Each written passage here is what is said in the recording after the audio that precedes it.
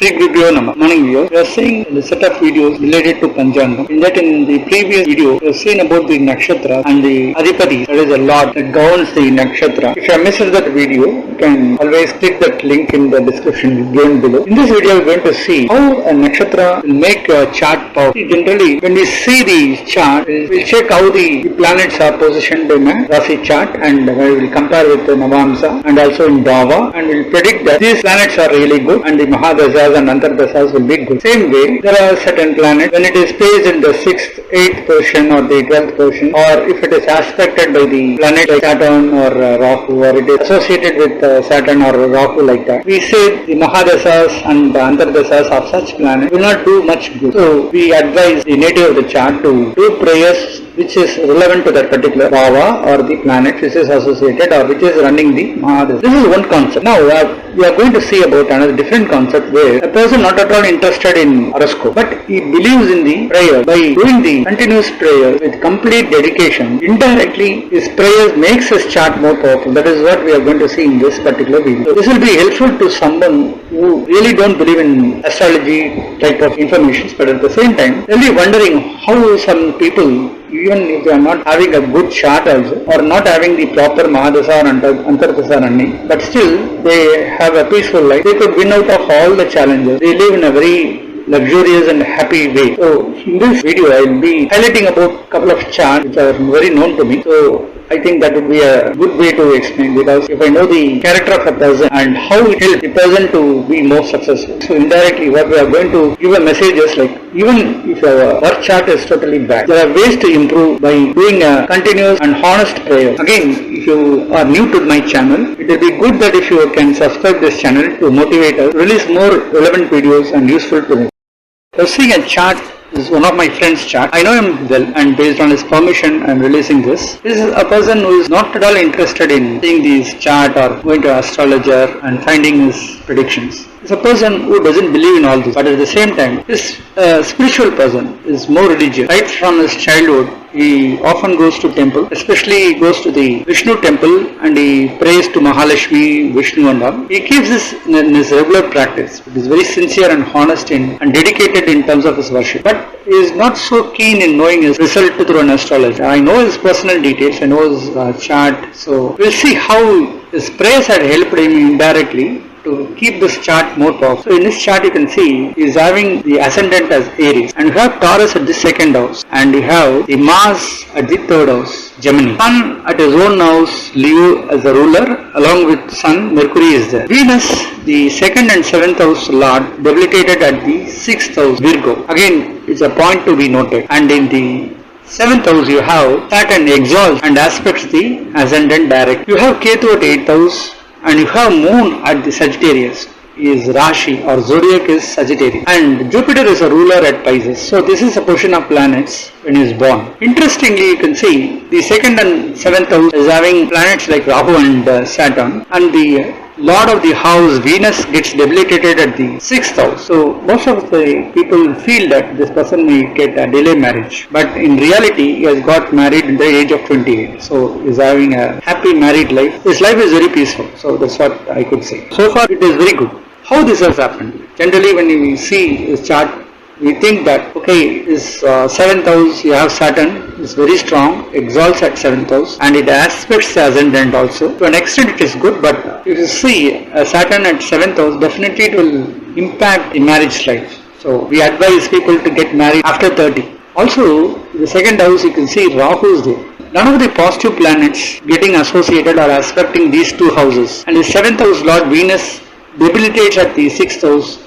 Definitely people think that is a delay marriage. A person could get married after 30 or 35, and the marriage life may not be so smooth also. But one good point is like Jupiter aspects the Venus, to an extent it is good. But when you see the nakshatras or the stars, the planets are being placed, the 1st house, that is the ascendant placed at the star Dharani, that is the star of Venus. You have the Sun and Mercury getting placed at the Leo in the nakshatra or the star of Venus, Purva Palguni, Sun ruler at Leo, and you have the zodiac Moon, the 4th house Lord, getting placed at the 9th house. Moon is placed in the star of Venus, that is Purva Ashada. See, in this chart you have the ascendant, the sun, Mercury as well as moon. All these planets are getting associated with the nakshatra or the star of Venus, and already Venus got debilitated. In this chart you can see all the four corners there are planets. Itself is a good thing. So economically you will have a good life.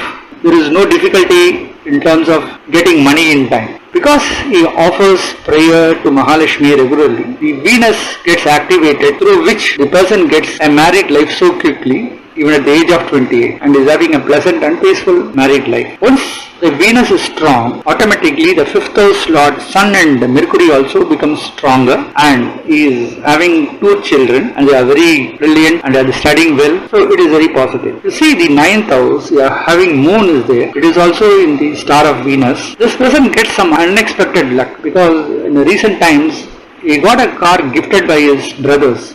Brother bought a good car, but unfortunately, they need to go and settle in a foreign country. So they asked my friend to keep the car with him. He has not purchased anything, but at the same time he is getting some unexpected luck. So now he is riding the car without even investing a single rupee. So these are some of the interesting facts from the chart. By just activating one star, it has got a huge impact on the native chart. So this is what I want to explain to you. Even if you don't believe in real astrological facts, if you are very sincere, and you are very sincere to God and you do prayers regularly, you still get good fortunes in your life.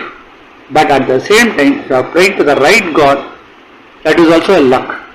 Because even if you pray, it should happen by karma. Because this person is doing the right prayers at the right time, luckily it has helped him to influence his planets and give positive results. Imagine if he is praying to a God which is having no relevance with the star. It may not give them positive results. So we need to check which planets are there associated with which stars, and if we regularly offer prayers to such god or goddess, then we can get good results and our life will be good and happy. Now we will see the another chart, the similar fashion.